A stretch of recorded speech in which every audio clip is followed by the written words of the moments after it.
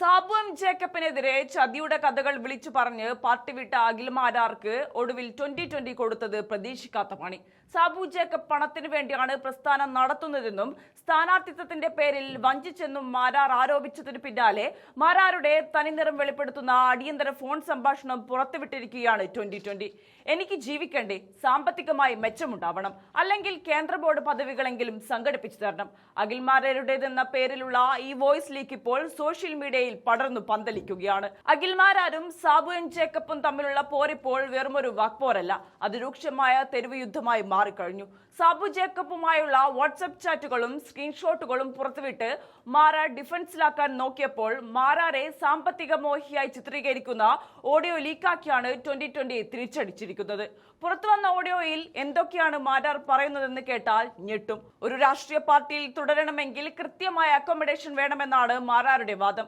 അത് സാമ്പത്തികമായിട്ടാണെങ്കിലും ശരി, സ്ഥാനമാനങ്ങളായിട്ടാണെങ്കിലും ശരി, നമുക്ക് ജീവിക്കണ്ടേ, ഞാൻ അങ്ങനെ ജീവിച്ചു വന്ന ആളാണെന്നാണ് മാരാർ പറയുന്നത്. കോൺഗ്രസിലും BJP-യിലും നിന്നാൽ രാജ്യത്ത് എവിടെ ചെന്നാലും അതിൻ്റെതായ ഒരു വാല്യൂവും റെസ്പെക്റ്റും ഉണ്ടാകും. എന്നാൽ 2020 പോലൊരു പാർട്ടിയിൽ അതുണ്ടാകില്ല. അതുകൊണ്ട് സാമ്പത്തിക പിന്തുണ കിട്ടുന്നില്ലെങ്കിൽ ഏതെങ്കിലും കേന്ദ്ര ബോർഡ് പദവികളെങ്കിലും ചോദിച്ചു വാങ്ങണം. ഇതിൽ വന്നിട്ട് നഷ്ടങ്ങൾ മാത്രമേ ഉള്ളൂ എന്നും മാരാർ ഓഡിയോയിൽ തുറന്നടിക്കുന്നുണ്ട്. പോരാത്തതിന് കൊട്ടാരക്കരയിൽ സീറ്റ് കിട്ടുമെന്ന ഒറ്റ പ്രതീക്ഷയിലാണ് താൻ ഈ പാർട്ടിയിലേക്ക് വന്നതെന്നും മാരാർ പച്ചയായി സമ്മതിക്കുന്നുണ്ട്. നേരത്തെ 2020 19 സീറ്റുകളിൽ മത്സരിച്ചത് A ക്ലാസ് മണ്ഡലങ്ങൾ എന്ന് കാണിച്ച് ഫണ്ട് പിരിക്കാനാണെന്നും സ്ഥാനാർത്ഥികളെ കരുവാക്കി സാബു ജേക്കബ് പണമുണ്ടാക്കുകയാണെന്നുമായിരുന്നു മാരാരുടെ ആരോപണം. എന്നാൽ പണവും അധികാരവും കൊതിച്ച് വരുന്നവർക്കുള്ളതല്ല 2020 എന്ന് സാബു ജേക്കബ് തിരിച്ചടിച്ചതിന് തൊട്ടു പിന്നാലെയാണ് ഈ ബോംബ് പോലത്തെ ഓഡിയോ റിലീസായത്. ആരോടാണ് സംസാരിച്ചത്, ഏത് സാഹചര്യത്തിൽ ആണ് ഈ സംഭാഷണം എന്നതൊന്നും 2020 പുറത്തുവിട്ടിട്ടില്ലെങ്കിലും സംഭവം മാരാർക്ക് വലിയ രാഷ്ട്രീയ തിരിച്ചടിയാണ് ഉണ്ടാക്കിയിരിക്കുന്നത്. അണികൾക്കിടയിലും സോഷ്യൽ മീഡിയയിലും ഇത് വലിയ ചർച്ചയാവുമ്പോൾ മാരാറിന് ഇതിന് എന്ത് മറുപടി നൽകും? സാബു ജേക്കബിന്റെ അടുത്ത ബോംബ് എന്തായിരിക്കും? രാഷ്ട്രീയ പാർട്ടിയുടെ കൂടെ നമ്മൾ തുടരണമെങ്കിൽ കൃത്യമായ അക്കോമഡേഷൻ ഉണ്ടാവണം. ഇത് ഞാൻ വളരെ ഓപ്പണായിട്ട് പറയുന്നതാണ്. അതായത് അത് സാമ്പത്തികമായിട്ടാണെങ്കിലും അക്കോമഡേഷൻ, കാരണം നമുക്ക് ജീവിക്കണം.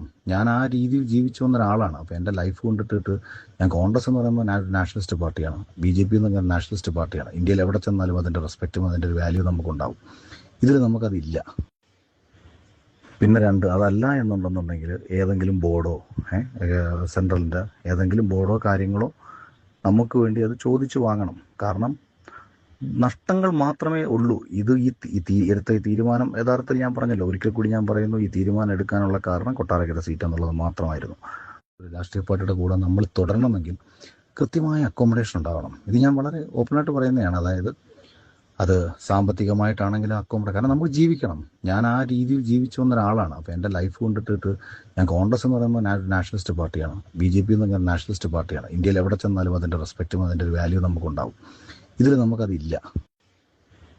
പിന്നെ അതല്ല എന്നുണ്ടെന്നുണ്ടെങ്കിൽ ഏതെങ്കിലും ബോർഡോ സെൻട്രലിൻ്റെ ഏതെങ്കിലും ബോർഡോ കാര്യങ്ങളോ നമുക്ക് വേണ്ടി അത് ചോദിച്ചു വാങ്ങണം. കാരണം നഷ്ടങ്ങൾ മാത്രമേ ഉള്ളൂ. ഇത് എടുത്ത ഈ തീരുമാനം യഥാർത്ഥത്തിൽ ഞാൻ പറഞ്ഞല്ലോ, ഒരിക്കൽ കൂടി ഞാൻ പറയുന്നു, ഈ തീരുമാനം എടുക്കാനുള്ള കാരണം കൊട്ടാരക്കര സീറ്റ് എന്നുള്ളത് മാത്രമായിരുന്നു.